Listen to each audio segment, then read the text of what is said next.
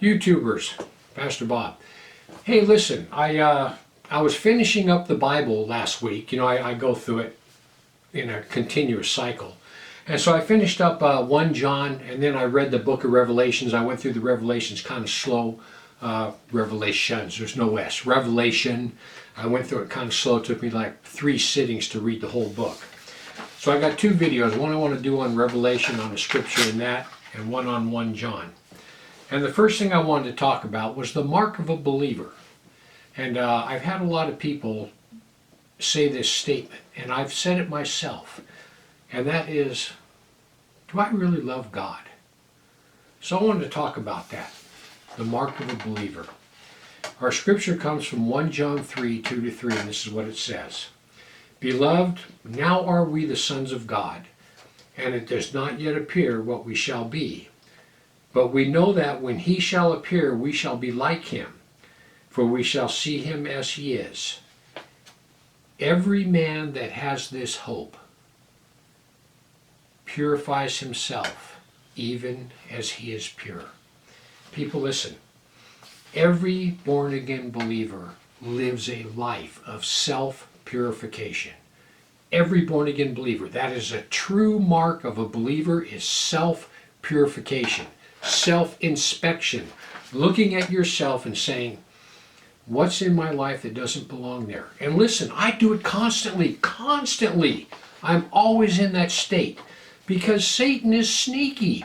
He slips stuff in, attitudes, the way I think about something, someone I'm mad at, he slips stuff in and I don't even know it's there till I do a good self-inspection and I get alone with God and say, Lord, what's in my life that you don't want there?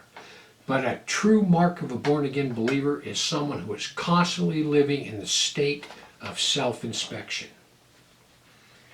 Listen, a true born-again believer actually feels good about deleting something in their life.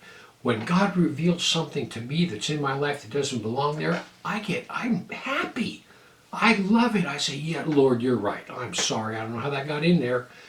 But when God reveals something to us, we're glad to get rid of it. It makes us happy to have it revealed and want to get rid of it. Rarely will a born-again believer go, oh, no way, I like that. I don't want to get rid of that. Listen, it's a gift of God to hate sin. You know what? If you have things in your life that you love and you don't want to give up, you have to ask God, Lord, help me to hate this. Lord, turn this around in my mind. Because hating sin is a gift from God. Now I want to tell you this also. Everyone sins every day. Got it? Everybody sins every day, me included.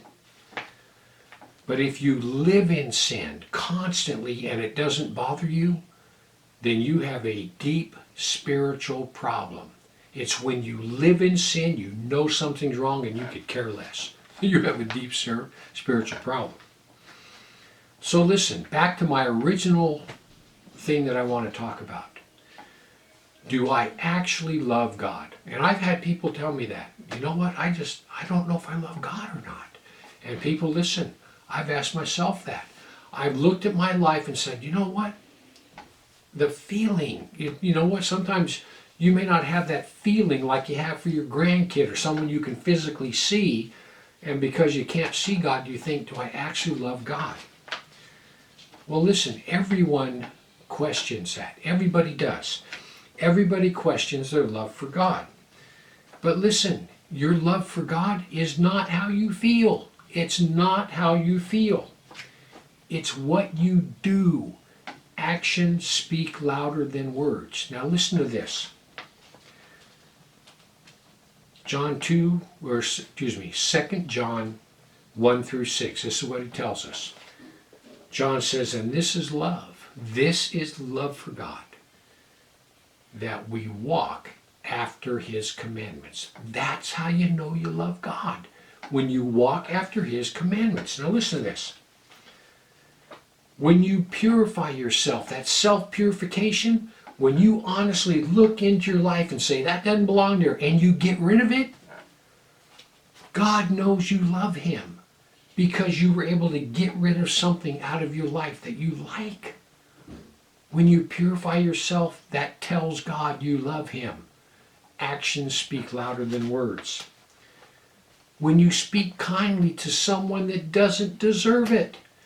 When someone irritates you and you just want to tell them where to go, right? But you don't. Instead, you speak kindly to someone that doesn't deserve it. When you do that to anyone, God knows you love him because you treated him kindly because you love him. That's proof of your love for God when you love your neighbor. And that's another one. When you love your neighbor even though you don't want to. When you love somebody even though they're mean to you, they're cruel, they say things about you, they're just a nasty person. And honestly, if you weren't born again, you'd hate their guts, you'd never talk to them again.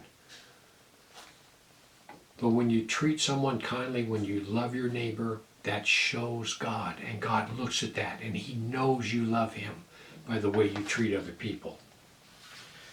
People, listen. God knows you love him by your actions. Actions speak louder than words.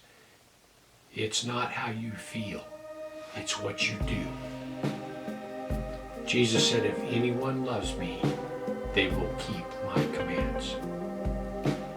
Anyway, I just wanted to give you something to think about. Heaven or hell, you choose. Just remember, once you take your last breath, it's a done deal.